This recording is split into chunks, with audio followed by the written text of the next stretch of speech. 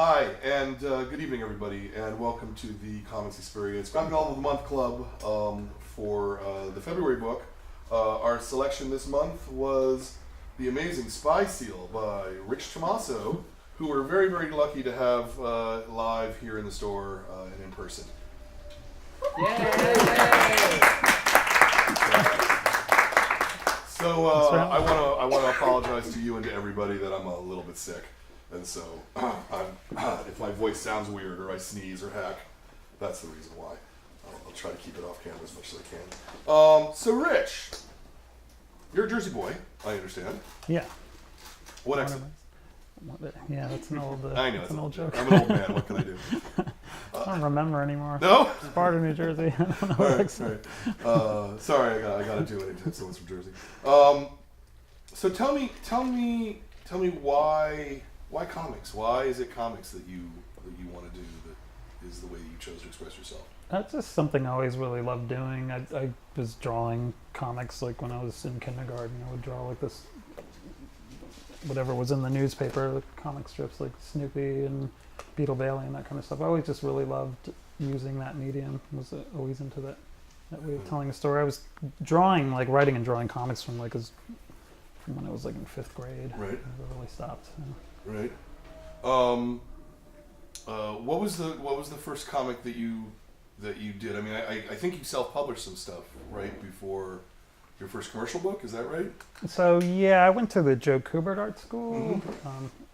and after about a year, just kind of, this was like in '89, so it was really hard to get any information on how to, like what tools you could use to use in paper and that kind of stuff. So once I had like a little bit of training and those kind of ideas of what to use to draw, I just quit and just started doing like self-published comics and just would send them around to publishers. I did that for about 5 years until I got something published at Fantagraphics.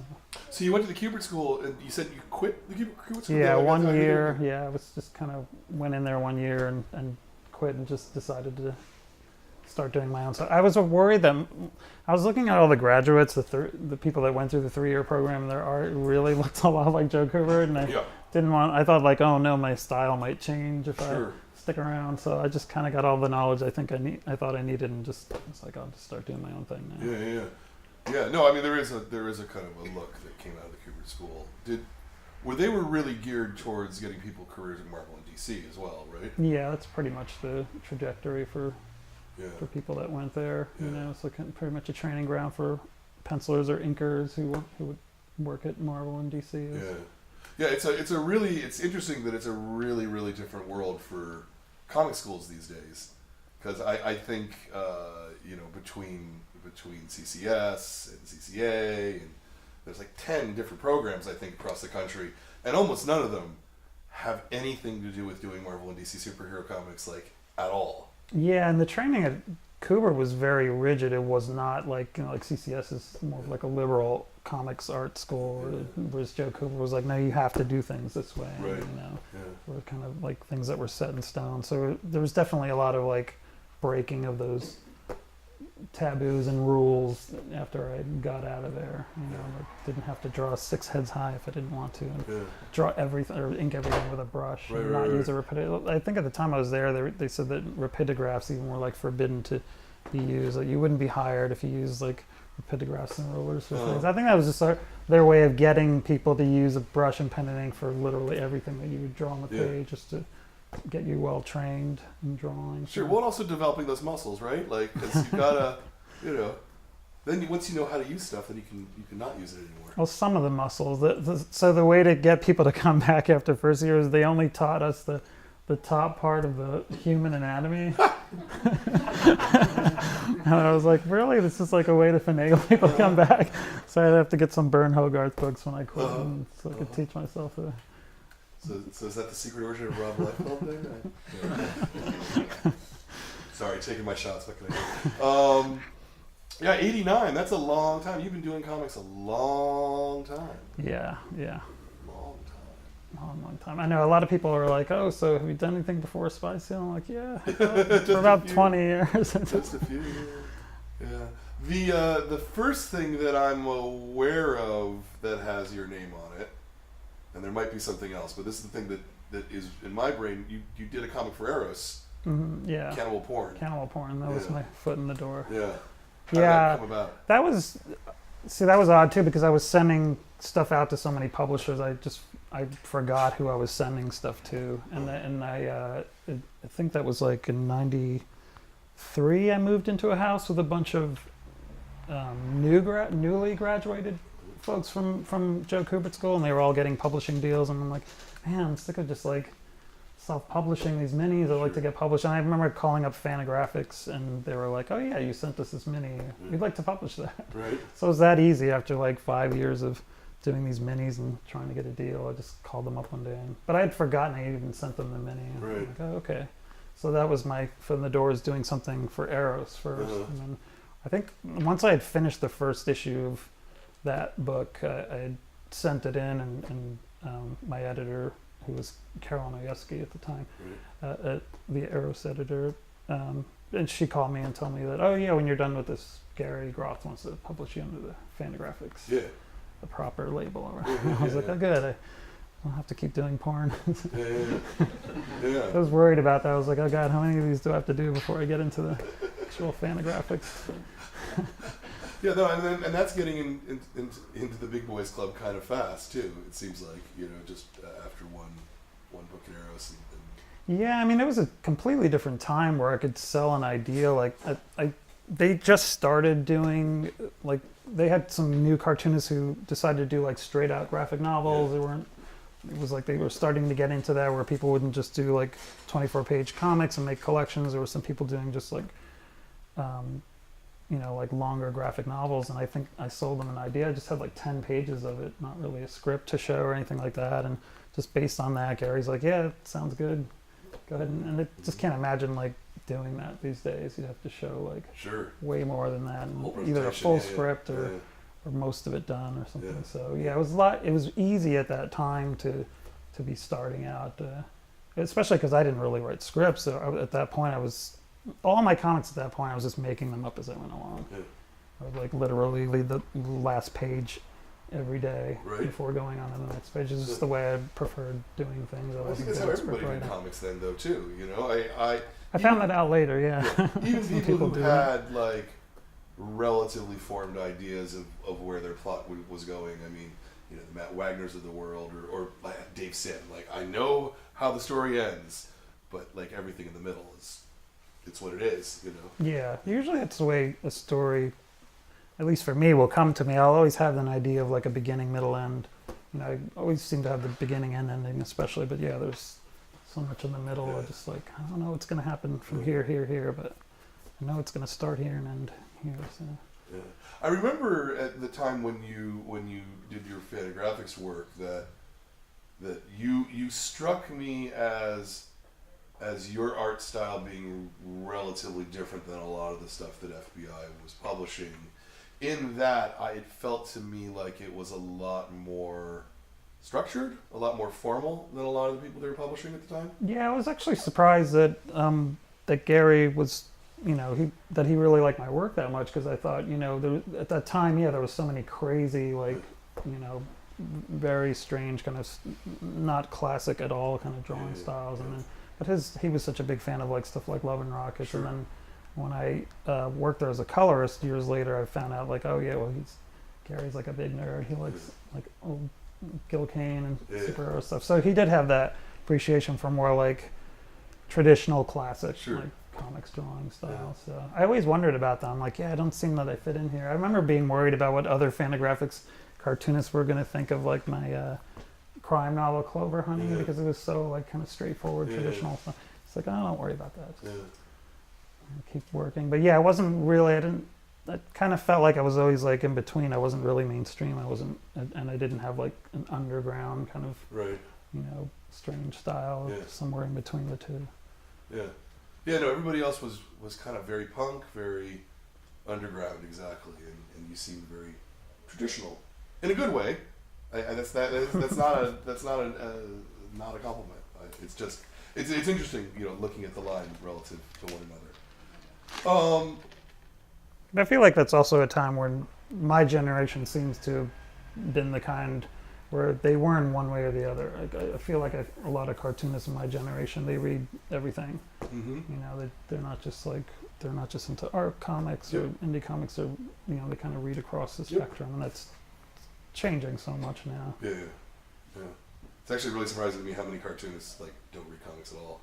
Yeah, that always surprises me too. I get so sick of working on this stuff sometimes. I want to read like other people's comics. I whether I buy something or not, I tend to go every week to the shop just to see what's out there. Yeah.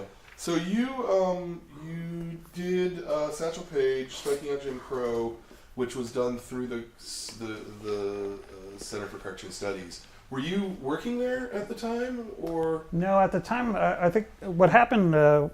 The story was that James Sturm was supposed to write and draw the book, and I think they had 3 books. They had that and the Houdini book, and what was the? Now I'm blanking on the third one. There was one that Bertozzi did, right?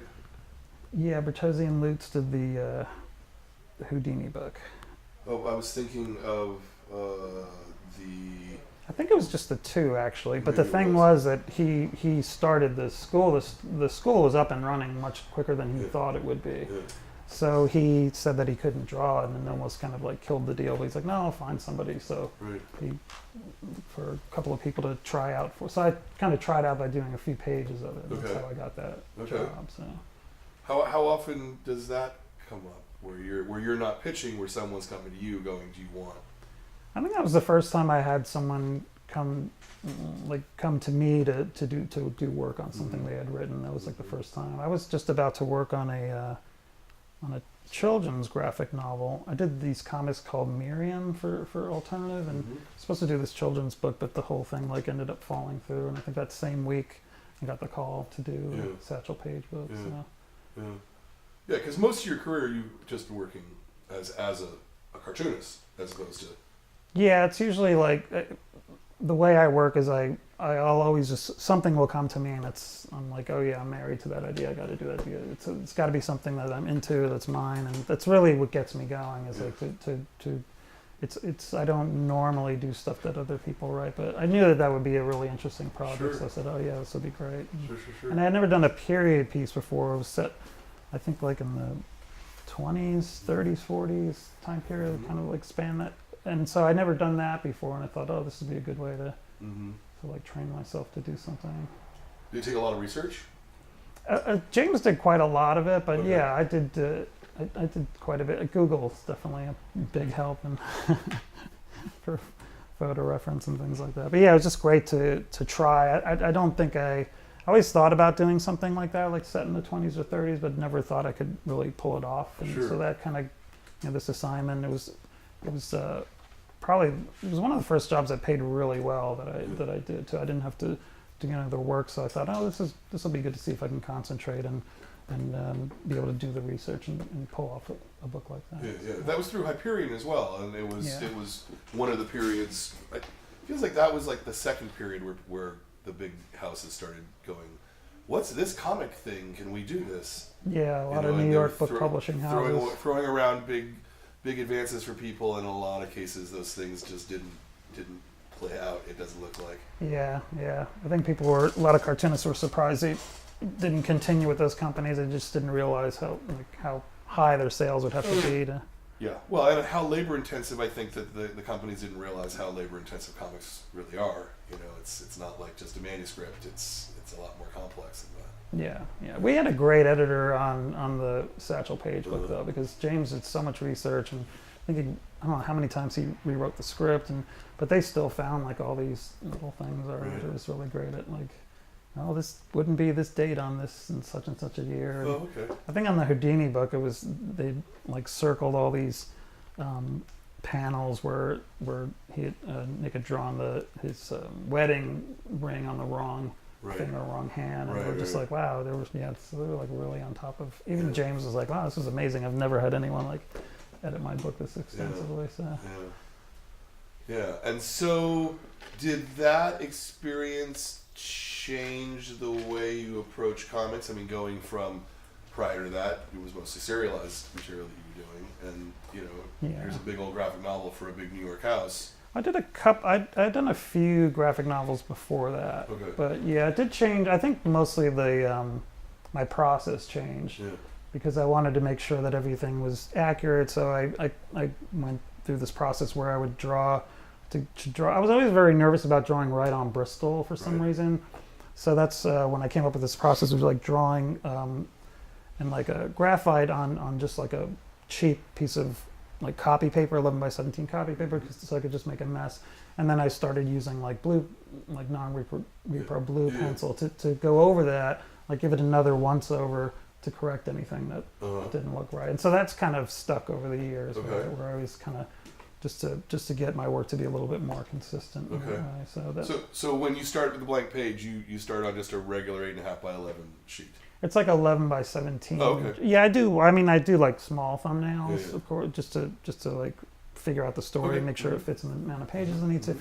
But then I do like like a would be like a large, sort of a large sketch. Okay. So I could just draw very comfortably and then I'll go over on the Bristol. I'll go and anything that looks wrong, if there's like heads that are off size or anything like that, I'll just kind of give it another once over before I actually ink it.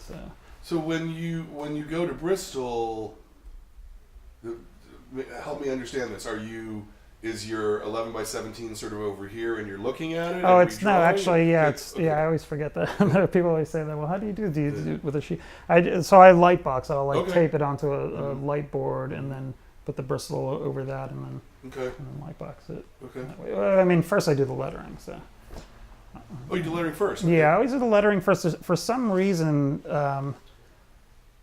if you leave the lettering last, like there's I don't know if it's just like hand sweat or what, but like the lettering will, I guess because there's just these tiny characters on the paper, Yeah. and I use pen and ink, so it sort of cuts into that paper. Yeah, yeah. And so I have to do that first on a nice clean sheet of paper that's barely touched. And then once all the lettering is down, then it's easy for me to just go ahead and light box that art Yeah. and Yeah. like do my corrections in blue and then ink the rest of the art. That's interesting. So it seems to me that there's less room for improvisation or for changing things on the fly once you've got the lettering down, right? Yeah.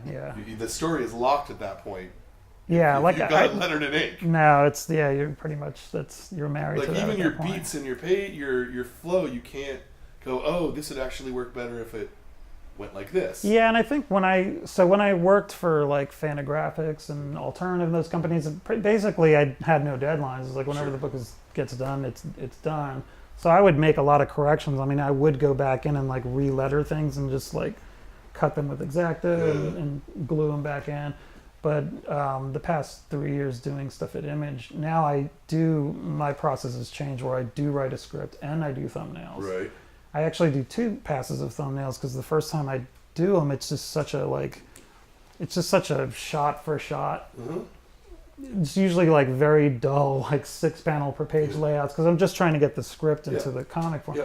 And so once I do that, I'm like, okay, now let me make an interesting comic. And so I'll do the thumbnails again and really play with those layouts and try to make them more fun and interesting to draw. That sounds like a really labor-intensive process. So. It is, but it's I do a lot less correcting. When I get to that final page now, I do a lot less correcting. There was a book I did called 8.5 Ghosts where there's so many panels that I had to like redraw and like glue in. There was like, I think there were at least like a dozen pages where I redrew panels on the page just because I hadn't really planned it all out as much as I do now. Right. And it's because now I'm on a monthly schedule. Yeah. I want to make sure that there's only so much time to leave things to chance. You know, I have to become an editor pretty quickly now and catch things. Do you find it harder to keep your attention at that point on the work just because like it seems like you've done all of the the fun parts already? That used to be a problem when I wasn't, because when I was working for publishers like Fantagraphics, I always had to have another day job, and so it would take such a long time. So it was really hard with that. But doing stuff on a monthly basis now, I mean, the work gets done so quickly. Yeah. I don't really have that much time. Like maybe if I plan out, because I plan each issue at a time too.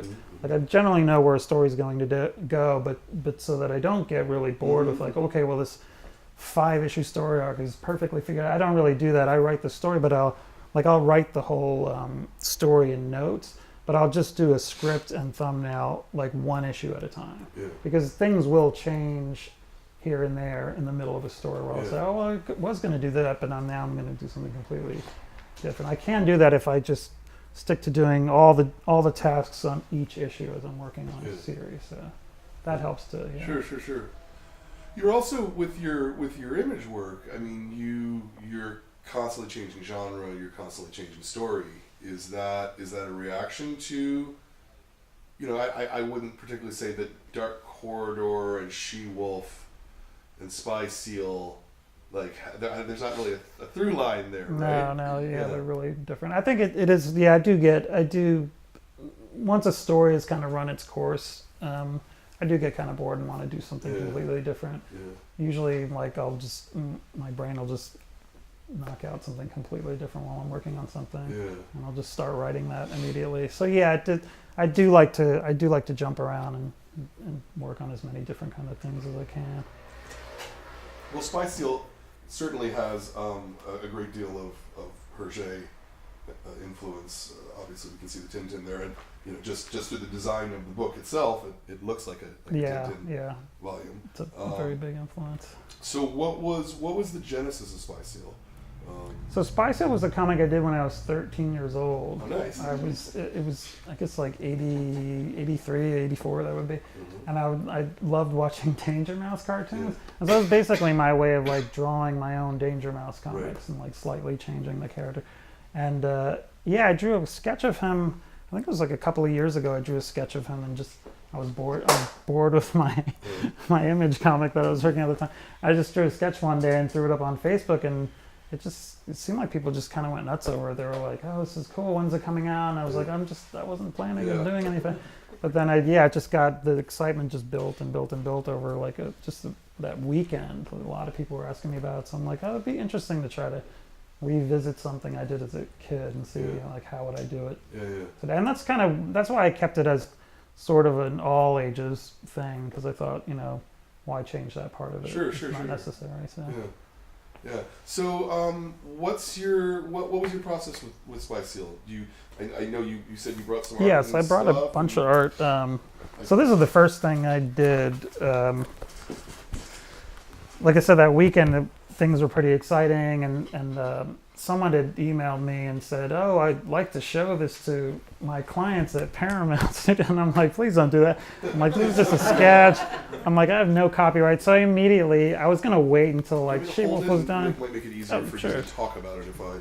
So yeah, this was something I did as an ad so that we could just I immediately emailed Image. I'm like, "Could we just decide to do this as my next thing so that I can just say that I have it under copyright with someone." So yeah, I did this as an ad for the series. Very nice. And so obviously we got a little Modern Times going on here. Yeah. I think I did some correcting. Yeah, some of the numbers I think came out messed up and had to correct those on the computer. So I try to draw everything by hand, but sometimes if it's like I have this fairly nice drawing and there's like a few things that are messed up, I'll have to just go and do it on the computer. So you scan your work in then after you've done it on the Bristol. Yeah, and all the coloring I do on the computer in Photoshop. Yeah, no more whiteout. I used to hate some of my pages I have at home have like mountains of whiteout on them. Right. It's neat though because you get to see the process. I always like that. All right, so I think probably the next one's this was the cover. Yeah. Okay. So I did the cover. I inked it and then colored it, and then I grayed out all the ink. Like I grayed out all the colors and everything and made these bold, and I printed this out so that I can continue doing cover art and know where to keep away from as far as the lettering. So I kind of use that as a template for all the other covers because I wanted to make sure that they all kind of look the same, having this title in the same spot. Yeah, no, it creates a real consistent look for it too. Yeah. Very good. Could not get that plane right, so I think it's on a separate piece of paper. Very good. All right. And then let's see. Oh yes, it's first page, I thought it'd be great. Kind of like a very Tintin thing, but also like a Hitchcock thing where you'd see like a newspaper headline in the beginning of the story. I thought that'd just be a great way to open up the comic, but instead of just having like a ton of panels to open it up. Yeah. Yeah, this is fantastic. Yeah, it was kind of tricky. I thought, I don't know how I'm going to fool people into reading an adventure comic about art, but I thought, no, this will be great. I could have not one MacGuffin, but like a ton of MacGuffins and all these different like Phoenix statues that people think have something to do with this, like these terrorist attacks that are going on in England. Of course, it has very little to do with in the end. Yeah. So it looks to me, you spend a lot of time thinking about perspective. You think a lot of time about just how well you can see the blue lines. Or I think with this again, I really wanted to nail that kind of artwork that Hergé did. It was very precise. Yeah. Like all the perspective and everything was very precise. And I think with stuff like Dark Court, it was just I was going for a different kind of art style. Yeah. And I would always draw out the perspective, but I think I just that was more of like a looser drawing style. I wouldn't necessarily figure out where every single window in a building would be. It's just a different way of approaching. But this, I definitely wanted to go for that kind of very consistent, tight European drawing style. Yeah, super nice. Thanks. All right. I think we might have these pages are so. Oh, here's one where I just changed. This was a little bit too Tintin. There is a shot of like I forget which Tintin it is, but they're looking at this stage performance, and there's like a bat on this long on the curtains in the back. But it was just like such an exact shot, so I decided to just do something a little different. Mm-hmm. Also, it wasn't. This place was supposed to be like a small art gallery, and this was way too like palatial for that. So. Yeah. How much were you looking at those Hergé books as you were doing this? I was looking at them quite a lot. Yeah, like buildings and stuff like cars and things like that. I wanted to kind of use the same designs. Mm-hmm. And did you feel like? Were you doing a lot of Googling, and also in terms of time period, or it feels more timeless than a specific? Yeah, at first I wasn't really sure that I would. It's supposed to be like the early '60s, but I don't really specify exactly when it is. But yeah, I would kind of go nuts Googling like all kinds of things like costume, and clothing designs and things like that. Yeah. It's so much easier to be a cartoonist now than pre-Google, huh? Yeah, definitely. I would always have to just like buy books go and search for books of specific things I needed. I can't remember who it was. There was somebody I was talking to was talking about their art file that they had, where they literally, they read magazines and stuff. They're like, oh, that's an interesting looking car. Let me rip it out and put it in my art file, filed under cars. I know Bill Sienkiewicz had a pretty extensive file, just tons of file folders of all kinds of things like that. Yeah, advertisements and cars. Which is particularly interesting because his style is so expressionistic. You wouldn't think that he would be looking at research that much. Yeah, I think maybe for the stuff that he was doing, like big numbers or so photorealistic kind of paintings, he would use like photos for everything. Yeah. Oh, and this was another one that got heavily edited because I realized that this information here didn't need to be this large. Mm-hmm. I mean, it was very simple, just close-ups, and so I shrank these down and then put them up here so that I could give a little bit more space to the action below. Yeah. So you are chopping and editing throughout it, even though you've got the lettering down. Yeah. At this stage, it's just easier to do it. Like, again, it's just like cheap paper, so I can go ahead and make a mess and have panels here and there and figure it all out when I get to the Bristol. Yeah.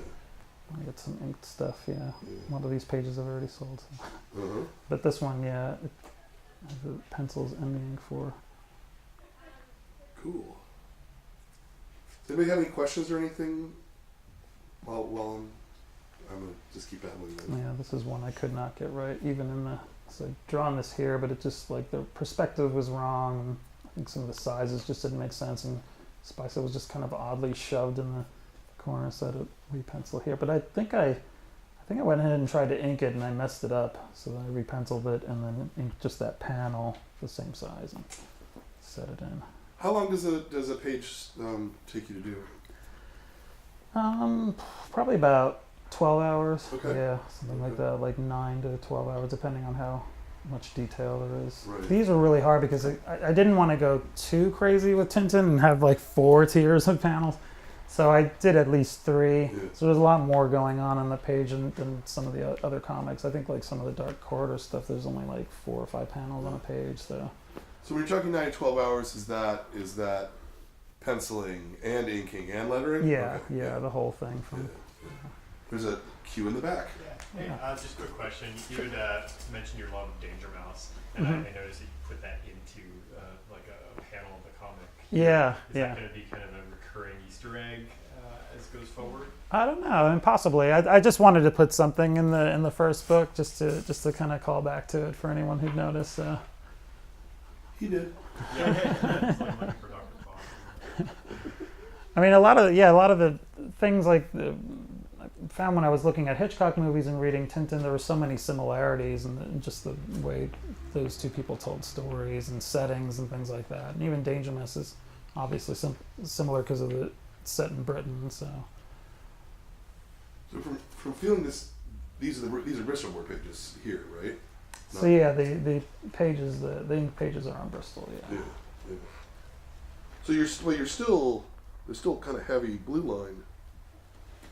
Yeah, this was hard because it's like this whole dance between these two characters, and they had to like they're almost like playing Twister in this ballet sequence. So I had to keep putting down blue to make sure that I was drawing the right the right legs and arms going in the right places. Yeah. I think even here it was very simple, and I gave it a little bit more of a. Yeah, I'm not seeing any white out of any kind. Yeah, I try to get this. That was the other thing I was like trying to go crazy with, like just make these pages look really nice before I scan them in. So I try not to make mistakes. Whoops, made a mistake there. Skip that. I think here I like this drawing from page 2 of first issue that I blew it up, and like I was going to pencil again. I'm like, well, I'll just blow it up, but then I like just blue penciled it again and inked it over. And a lot of detail, kind of lost. Lovely amount of detail. It's kind of going into more of a heavy black and white style, so there's a lot of stuff that a lot of detail I just ended up cutting out.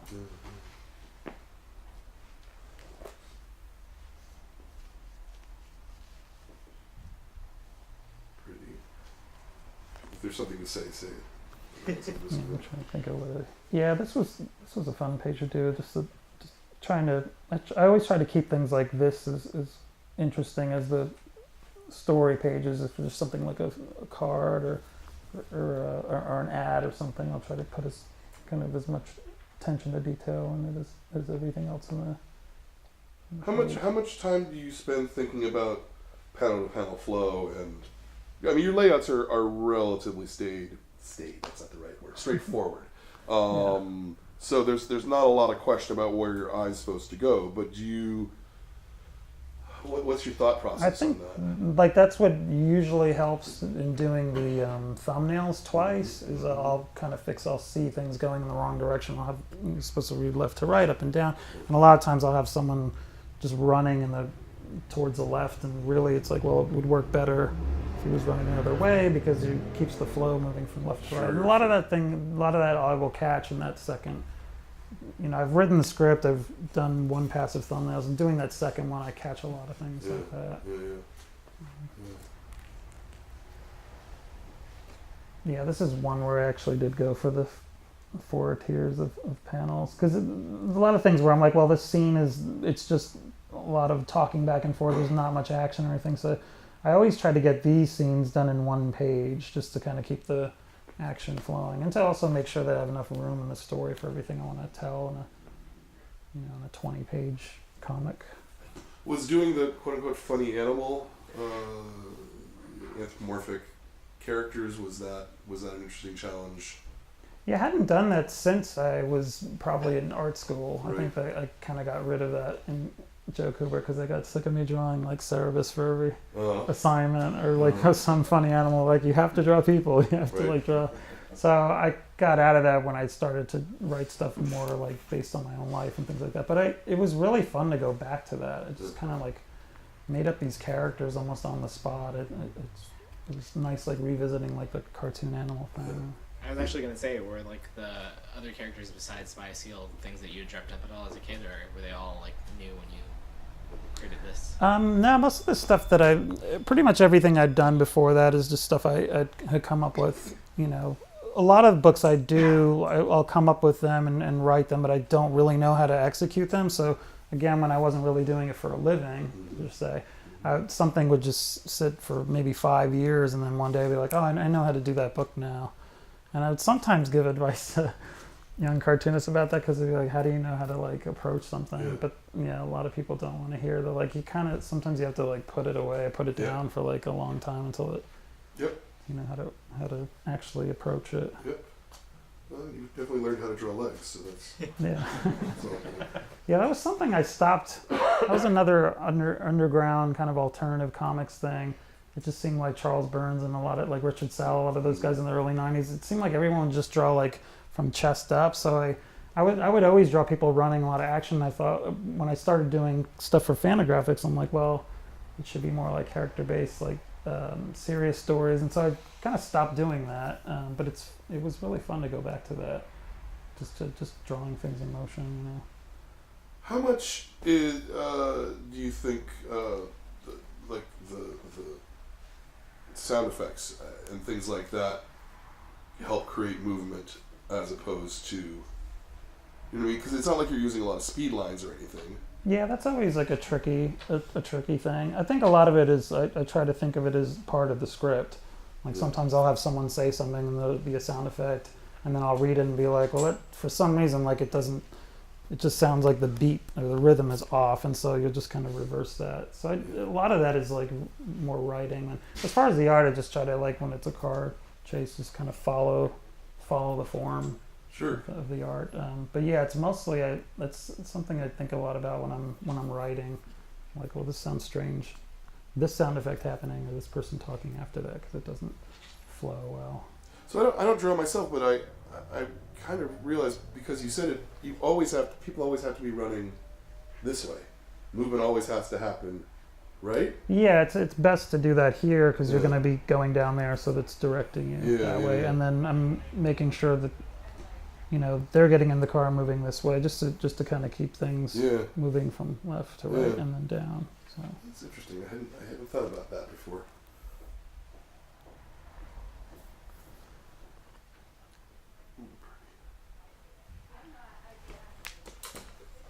Very good. All right.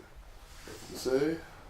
yeah, I just wanted to show just like here I would, you know, it's basically like depending on color, because there's so much, there's like trees and buildings and things, and if too much black kind of like blocks everything out. Again, it's like a European drawing style, so I want to kind of keep Everything's really the open. black low. Yeah.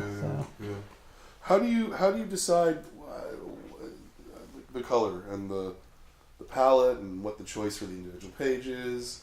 Are you trying to convey emotional impact, or are you just sort of doing what feels right at the moment?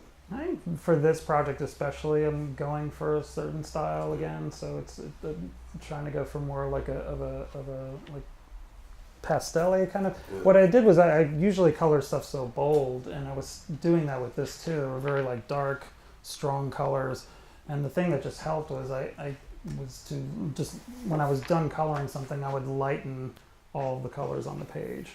And then once I did that, I said, okay, now this looks like something that I want it to look like. Right. It looks more like the European, Yeah. like very light muted versions of those colors.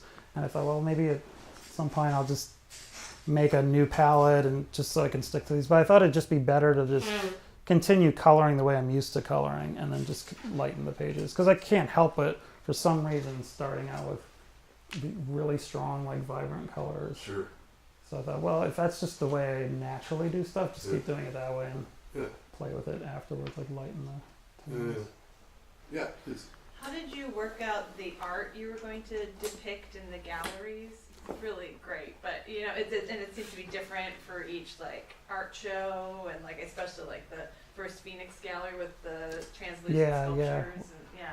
No, I just spent a lot of time like it was a lot of fun doing that. I just spent a lot of time like making stuff up. There were a lot of things that a lot of those are like characters that I was gonna draw for like strange stories or horror stories that I once had. So I have like sketchbooks just filled with like crazy drawings that are not connected to anything, and I just kind of tried to remember and like channel all those old drawings, and that was the fun of doing that. When I was starting out, I had a nice like window of time to get the first few issues done before the first issue would be released, so I could really just take my time and have fun with coming up with these art pieces. Yeah, like the bird painting that they talk about here looks kind of like your She-Wolf style. It does, yeah, that's true. Yeah, it does kind of look like that. It's even I used a watercolor brush in Photoshop for that too, which is a similar drawing style.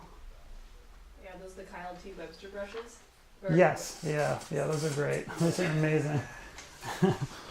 Yeah, when I did She-Wolf, I did it all I always wanted to do a comic that I could watercolor, but it's just so I'm not like the greatest painter. I like you make a mistake and it's like you have to start all over again. And when I found that the Kyle T. Webster brushes are so close to what watercolor actually looks like, I was able to finally do a whole book like that. Any other particular questions about craft or process from anybody in the room? Yeah. How did you, so the scene where Tess grabs Malcolm by her legs and flies away with him, how long did that take you to figure out how to like mechanically do? Oh, what is that, the third? It's on, Yeah, like the end of the third. yeah. It's like where Malcolm falls out. Oh, in his pajamas, yeah, and she. Yeah. Yeah, she doesn't have feathers on her arms. Yeah. Yeah, she just has arms. Someone actually like criticized that. They were like, that doesn't work. There's just arms with like feathers at the end of them, like fingers. I'm like, it's just a cartoon. But yeah, that was really hard. I remember drawing that a lot, the leg, because I was like, how is she going to catch him? And if she doesn't have like all these feathers, and she basically has arms that sort of look like there's feathers. So yeah, I just thought like, no, she'll catch him with her legs. But I had to like be really careful with how I drew that, like the shot of it too, because I knew there was like like there was a rated T for teen, but so I'm like, okay, I got to be really careful because she has a nightie on and they're outside. But yeah, I drew those legs like so many times just to make sure that it looked just right for the way she was holding on. No, it came out great. Oh, Like, thanks. a lot. Yeah, that was laborious. So it was because a lot of times I'll throw down pencils, and that's basically what the page is going to look like. I'll make a little adjustments because I tend to pencil so fast. There are just things where arms will be a little long or heads won't show up in the right spot. But yeah, that was definitely something I like labored over. Yeah. After almost 30 years of doing comics professionally, do you still find yourself second guessing your choices, or is it just a very smooth process in that initial pencil stage? It depends. I think once I'm up and going, it's hard for me to stop. Where I try to like work almost every day if I can. It's hard if I stop for like a week, I'm like not rusty at penciling, but I get really nervous about inking again. It takes me a long time to like get back into a groove where I'm inking very comfortably, and I know that every day I can get a page done a day. But yeah, the penciling is always, I'm not sure. It's much more natural. It's more of an instinctual thing for me to pencil. The inks I kind of labor and fuss about when I ink. I'm not. I usually go very slow when I ink. I can't do that very quickly. Sure. Well, because you want to get it exactly precisely right. Yeah, even if no matter what the style, I'm always like trying to I want to achieve exactly what I did in pencil. And it's sometimes hard to achieve that. You have something that's very just very gestural, very natural, and it's really hard to get that same effect when you're basically tracing over something that you drew very fluently. So I have to draw tightly. I've tried. I always want to have like more of a loose style. I could just throw brush lines down. I love Darwin Cook's like Hunter. Yeah. So I just love how it's just so intuitive the way he inked those books and I just not good that way. Yeah. I have to like take my time and go slow and careful. Anything else immediately? All right. Let me ask you, if I may, a little bit about being a cartoonist for a living. Certainly there have been points in your life where you've had, as you said, full regular jobs to pay the bills. Yeah. But now you're just doing comics, yeah? Yeah, everything I do is just it's mostly my comics that I'm doing for a living. Yeah, I actually don't do much of any freelance work anymore. So Yeah, that's a pretty great place to be in. yeah, it's amazing. And I did an interview recently where they asked like, oh, how come you have all this stuff coming out? I'm like, because for 20 years I've been waiting to have this opportunity to just work, solely on my comics, and that's why I'm just doing as much as I can. When did you make the transition to full time?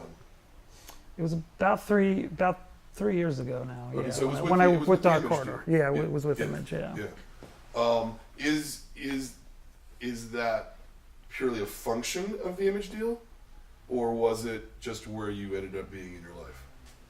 No, it was basically because the money was enough to live on, like working on those comics. I didn't have to do any real other work. I have like a few things that I do, like coloring gigs and things like that on the side, but mainly I'm just doing comics. But that was because of due to the success of the sales of that comic. I was able to just keep going, just from one series to the next. So it takes you a month and maybe a little more, because you probably want to have some in advance before you start getting paid. Actually, probably another month after that, because the books have to. Yeah, I think I did come about out. 3 issues before Dark Quarter came out. Right. And I remember not really knowing that that's how it worked. It was like all kind of profit based, and you kind of worked on this stuff on your own, and then once it came out, you make whatever money based on the sales. And I know that stops a lot of mainstream people from working there, but it's like at that point I was working like so many years for basically free. It was like no problem for me to do that. Sure. I've been doing comics so long, it was easy for me to take on doing something like a series, longer running series. And you quit a job to do this? I quit. I had a restaurant job that I worked at for a long time, and I quit that and finally was able to just work on my own comics. Economically, how does it? I mean, obviously you've got to wait to be paid for the serialization. Does the trade then become just pure gravy at that point? Do you see what I'm saying? Or are you, like, as a working cartoonist, are you budgeting for that money before you have it? Does that question make sense? It's really the issues, like the trade. It's hard to determine how the trade will do. Right. It's based on those first. For me, anyway, it's those first few issues of any series, like the first 2 or 3. That's basically what I can live on to continue either working on that series or working on the next series. Right. That could take 6 months, 8 months more work. Yeah. So it's those first few issues that really provides me with the money for that. Not a year, but about maybe like 8 or 9 months of work. So Yeah, please. You like cross over into other mediums, like a lot of the artists that we see come through here. Sometimes it's like graphic novels or comics are like a stop in their way, or they ended up here through something else. I just wonder, like, have comics always just been the thing for you? Or yeah, it's always been about comics for me. Yeah, I was into animation, I think, as a kid, but I always preferred doing comics, and I was just dedicated to that. Even when I get really frustrated and the money's not so good, it's just the thing that I love doing. I think if I didn't love it so much, I probably would have quit or done something else many years ago. Yeah. That's awesome. Can we talk about that Facebook post? Sure. So you posted, I guess, just after you got the initial numbers for Spy Seal 1. Yeah. And it was a pretty bleak post on Facebook. Like, Yeah, it was I'm gonna have to go back to making pizzas. Yeah, it was unfortunate because it was on a Friday evening, so I couldn't really like talk to anybody about Right. this, like anybody that I worked with, because it was just like bad timing. And I think, yeah, I probably stared at that thing for like a couple hours before I think stupidly deciding to post that. But Well, I wouldn't. Yeah, I it's wouldn't pretty say. I mean, frustrating. it went viral, and so that probably became uncomfortable at a certain point. But I don't think it's stupid because I think cartoonists don't talk about that kind of stuff enough. I don't think. You know. yeah, That it a is. lot of people have a very hard time making a living doing comics. Yeah, and I have friends that are open about that, but yeah, I think there are a lot of cartoonists I know that are just very tight-lipped about all kinds of things like that. And it seems weird because it's like keeping certain things silent only empowers like the publishers and not the people that are trying to, Exactly. eke out a living doing this kind of work for hire, freelance kind of work. It's you a know. very, very difficult way to make a Yeah, it's living. weird. I do find some cartoonists are just kind of really precious. Like, I have this job and I don't want to like give any secrets away. And it's like there's hundreds of people doing comics. It's weird. It's not like one job that someone's going to take. Every publisher has like tons of people that work for them. So it is kind of strange the way some people be. I'm always very open to anybody about anything, like pay or any of that kind of stuff to help out other cartoonists. And So, Spice Seal ended up turning a profit at the end, though. Yeah. it did okay. Yeah, it did okay. Okay. Yeah, not great, but hopefully, I'm hoping that actually in this case that the trade does kind of pick up where some of the issues Sure. dropped off in sales. So. Sure. And I did have.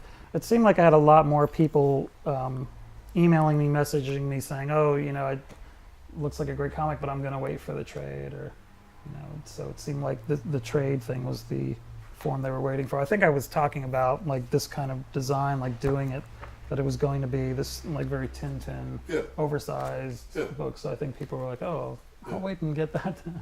No, and I think to a certain extent, this is a better package than the serialization in this particular case. Yeah, this was. I mean, aside from the other things I did for Image, I wanted to make sure that this was like the ultimate form for this book. Yeah. Even as these comics work as issues, like as chaptered comics like that. But I did try. I knew that there wouldn't be any covers or any of that. That I wanted to just be straight content, just all story, nothing interrupting the story. So when I was writing this, I had to be very careful, being like, well, what's a good opening for the next chapter, but what's also what's a good opening for the next issue if Yeah. you were just coming to this at this one Yeah. issue. So, Yeah.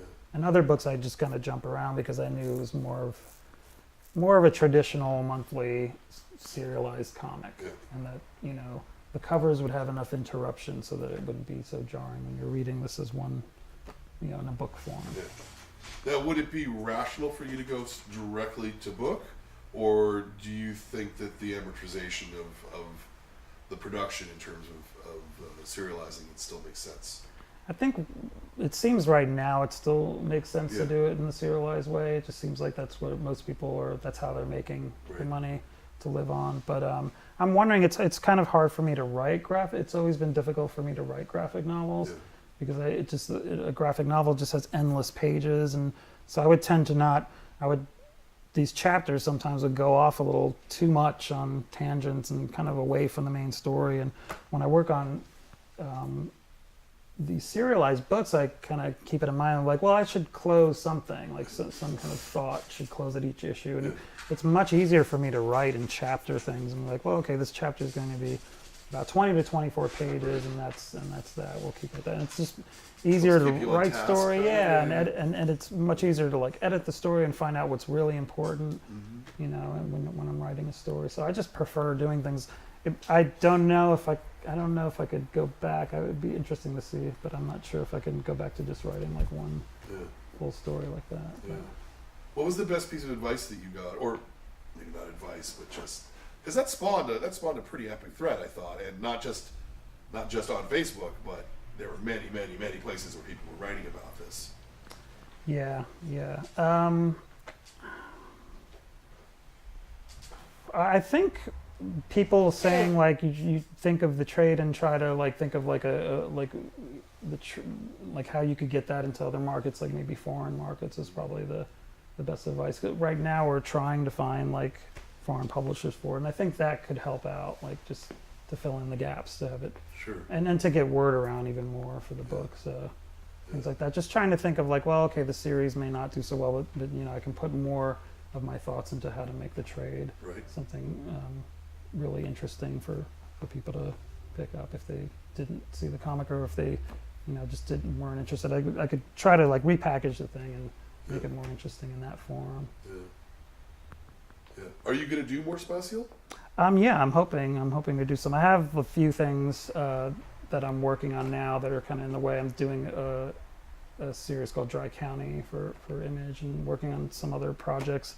So once those are out of the way, probably at the end of the summer or fall, I'm going to work on the next Yeah. Spatial. I have it all like figured out, like have all the story and everything Uh-huh. figured out. It's just there's other projects Sure. in the way right now, but yeah. Yeah. I'd like to do a bunch of them. So Yeah, no, I mean, it seems to me once you get, like, say, 3 or 4 of them out, then they'll start helping each other sell at that point. yeah, you know? that's my hope too. That the more that's out there, that it'll catch on at some Yeah, point. I mean, particularly with the image work, each project is so different than the one before.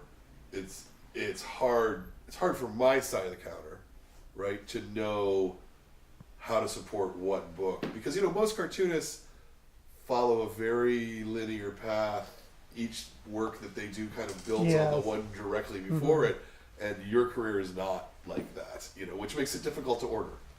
Yeah, I do jump. I even get bored with drawing styles too, Yeah. because again, like She-Wolf, Dark Quarter, and this Yeah. don't even really look similar. Yeah. But, Yeah. Yeah, and it's not like we're gonna rack them together, you know. Yeah. especially because this one's a different size. Yeah. Do you think that post, would you still do that post today? Probably not. Probably not. Yeah. Okay. I thought it was an important conversation. That's all. It did open. I did like that. Because I kind of thought I was so here we go. Like I'm just gonna like get ready to be attacked. But it wasn't so much that. It was pretty amazing how everyone was so supportive Yeah. over it. So Yeah. And Yeah. I No, think- very much so. I don't think anybody took it in. I mean, not anybody, obviously. there were a There few. were Yeah, a few people. But the vast majority of people were helpful and wonderful. You know. Yeah, I think there was some misunderstandings of people saying like, "Oh, doesn't he know you can't make money in comics?" I'm like, "Yeah, I've known that for like 20 years." It wasn't that. It was so much that you're trying to. I don't really think about marketing a whole lot, but you're trying to figure out, well, if my last book did this well, then maybe this one will do somewhat like that. You're trying to Sure. figure things like that out, and sometimes Sure. you drive yourself crazy doing that, and then the book comes out, and you're like, "I just don't understand like what happened." Yeah.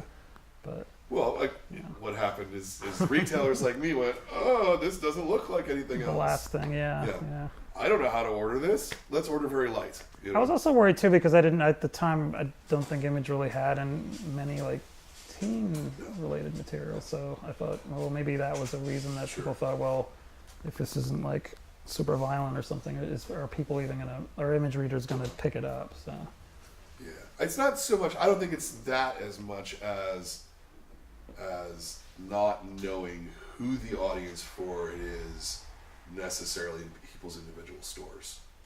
You know, because as you say, there's not a lot of teen stuff coming out. There's plenty of stuff for little kids, and there's plenty Yeah. of stuff for, you know, as almost retarded kids as you get older and you still like all the kids stuff. But that teen area in the middle, it's a hard space, unfortunately.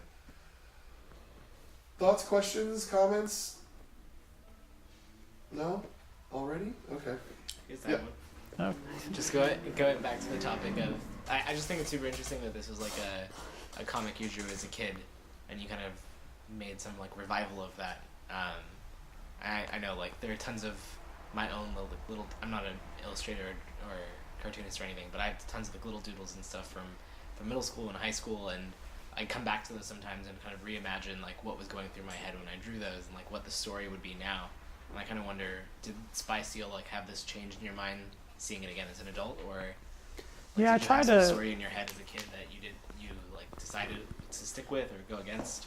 well, I tried to keep it like it wasn't really my aim to do a teen book or all ages book, but I tried to keep the spirit of it the same as when I was a kid, and then I thought to keep myself interested at this age and to keep it again and very close to the way Tintin's written, I thought, well, you know, we got to put some culturally interesting things in there, maybe a little bit of like political awareness in there, and just to make it a little bit more, more of an interesting spy story than one that I did as a kid. But I tried to keep the spirit of it and the same. I remember thinking like there's no reason for it to be super violent or like there was no reason to change that aspect of it. So I thought, okay, well, if I write this a certain way, it's something that hopefully young kids and like even adults can get into, because that was helpful to go back and read Tintin again, because I myself I can't, it's hard for a YA book or a kid's, to keep my interest. It's hard for me to read that, but Tintin I can always like go back and read and it still holds my interest, and so I tried to go for that. I had troubles writing this at first because I was trying to keep it a little bit too like innocent, and it just wasn't working, and I realized, no, I need to write a story that I would want to read but doesn't have any kind of the usual adult themes that my other books have in it, so. So your next project is Dry Country. Dry County, yeah. County, sorry. A lot of people, everyone says that, Yeah. yeah. I think the solicitation for one went out that way too. Yeah. Dry Country, I was like, oh no, that's not what it's called. Because Dry County is a thing. It's like a place where you can't get liquor. Right. So I don't know what Dry Country means. Is that what Dry County is about? Sort of. So the title is like a reveal towards the end of the story. But yeah, it's something you kind of have to. It's not like the whole point of the story or anything. But yeah, you arrive to it like about 4 or 5 issues into the story, you kind of understand. But it's also the title of like a B-52s song that was very popular back then that I was listening to. It's set in the very early 90s. Uh-huh. And how long of a project is it? It's a 5-issue story. So Okay. I'm hoping to do more of those as well. I know it sounds crazy that like how many books am I going to do? But that's a story the idea was I was going to do, I thought it'd be interesting to do like an autobiographical book, but that I could weave like a crime thread into it. And there were certain, like this part of my life, I think I was like 20 years old and living in Florida, and I was going to date who would have been my first girlfriend. And there were just certain things, like a lot of like heavy drama things that were going on that lent itself to a certain kind of crime story, like a girl gone missing. So and so it'd be nice. I was thinking it'd be interesting to do like more stories. Just think of a time period that I lived in, because I kind of moved around the country a lot and thought, oh, I could place these books in different cities and things around the country. And Cool. And then after that, do you know what the next project is? hopefully it'll be Back the to next Spicy, Spy Seal as yeah, far okay, as nice. I'm working on some other things, but can't talk about them right now. So with other people's, but yeah, hopefully after Dry County, I can get back to Spy Seal. Yeah. Yeah, I mean, if the math works, like coming and doing one of these like every second or third book seems like that might be a real smart way to build up kind of the brand, Yeah, and I think doing Dry County as like an in-between was a good idea, because when I did She-Wolf and I kind of saw the numbers dropping, and I thought, well, maybe I should do something else, and at Image they were like, no, keep going, the trade will pick up sales. But the sales actually kept dropping, and so when I thought about Spy Seal, I was like, well, it's good that I kind of have a new book, because if I continued doing it, I was worried that the sales would just keep dropping for it. So I think it'd be good to just do something different and then come back to it later on. And it gives it time. It gives the trade time to kind of make the rounds and find an audience. So. Yeah. Well, I think it's fantastic work. I mean, that's why we picked it, and I suspect everybody here really likes it as well. Mm-hmm. Yeah. They're all nodding their head. Can't really hear it on the camera. Yeah. There Thank you you. go. That's all right. Do we have any last questions from the audience? I've got one going back to Spy Seal. You do a lot of like lettering in the comic. Are you doing that by hand? Yeah, all the dialogue lettering and like the sound effect lettering, all that stuff I do by hand. I was thinking more of like the logos, like the bookstores or the art galleries. Or Yeah, all that. Everything that's in the like content of the comic story, I do like hand. it's just kind of jarring when you see sometimes computer lettering because it just throws you off because everything, your eye can see that everything's been hand drawn, and then all of a sudden there's like this Right. perfect thing kind of stuck in there. So I like to keep everything hand drawn because it all just works, organically well together. As far as design stuff, again, because I'm going for a specific thing, even the opening page kind of looks like an opening to a Tintin book. I use the fonts for that. Okay. Yeah, that makes sense. I particularly like with the lettering how it's like those Tintins. It's got that open European, like there's almost too much space around. Yeah.